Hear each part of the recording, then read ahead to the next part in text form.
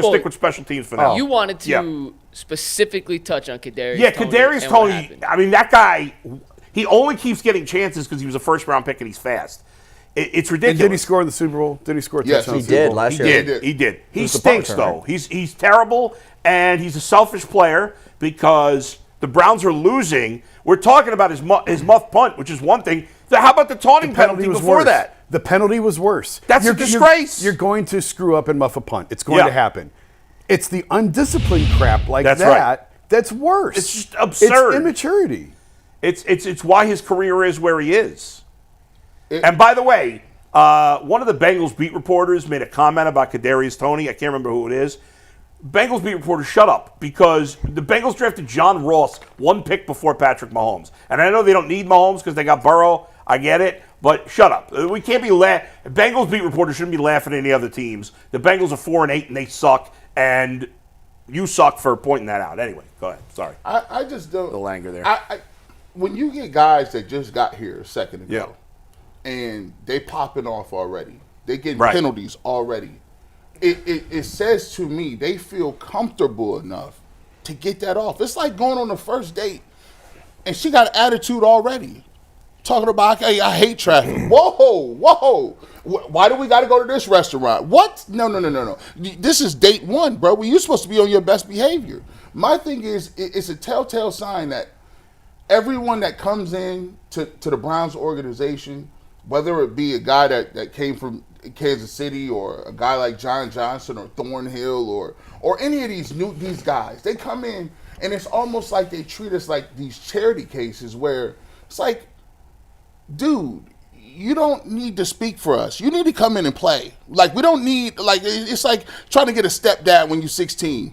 Like, come on, bro. Hey, come on, John. Listen, just take me to the game, spend your money. I'm a little old. The relationship stuff's not really going to happen at this point. But yeah, we'll be buddies. We'll be cool. Like, but I'm not going to ask you for no information. Like, come on now, dog. Will Kadarius Toney play another snap in a Browns uniform? He should. He better not. I don't understand why they put him in for that last punt return after it looked like they had benched him. They don't bench anybody. But they had for an offensive series. That's not a bench. Benching is multiple games where you say, what happened to that guy? He was the Let me tell you something, man.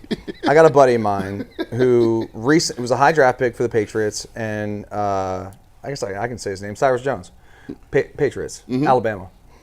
I remember him. Good buddy of mine.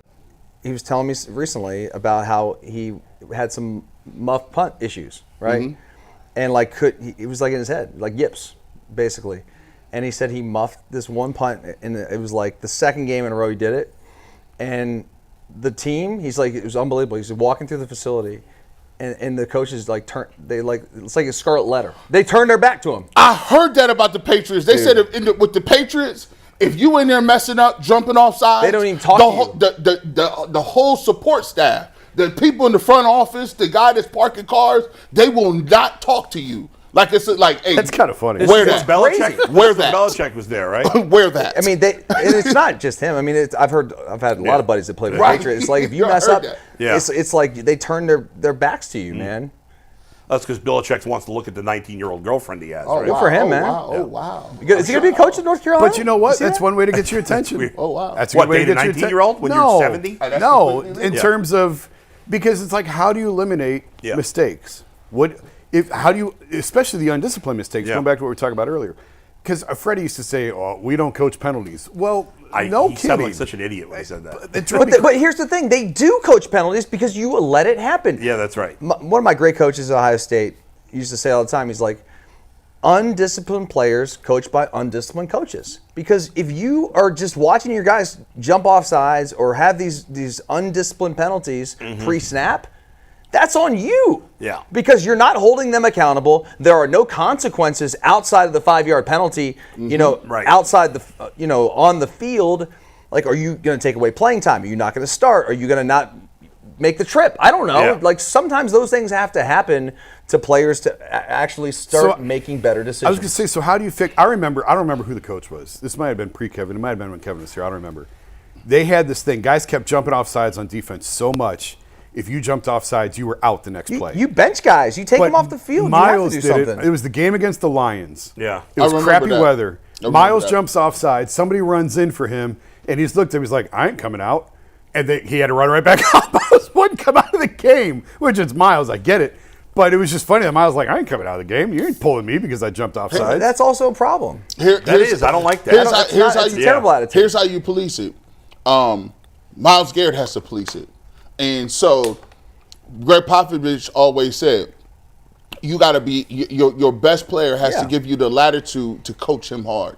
He coached Tim Duncan as hard as he coached everybody. He would kill Tony Parker. And so when you tell Myles Garrett and you get him to buy in and say, listen, man, I need you that when people jumping off sides, you need to grab them and tell them to get out. And if I come get you, you got to get out. Yeah. You need players that take the rope and take the lead. And if you don't have that, it's a wrap. It's just not. It's going to get to the end of the season. These guys is rich. Can you imagine? Think about it, we were just trash all show, just trash. We did 30 minutes. And they gave us our checks and we just rolled out. I'm going to buy some shoes. Well, that's why I say, like, how do you get their attention to correct this stuff? You can't find them. Okay, here. That's not going to matter. I mean, playing time, I guess.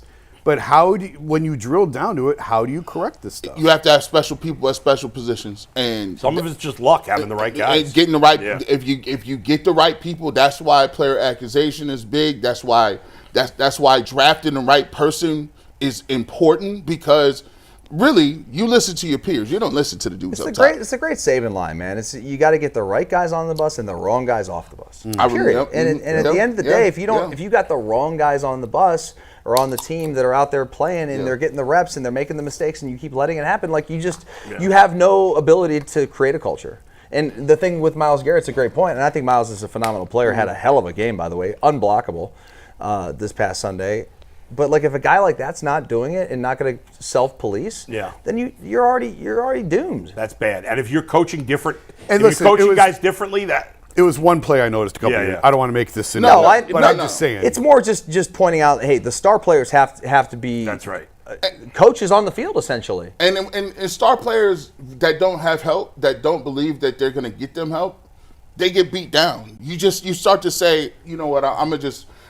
It's like voting. I'm just worried about myself.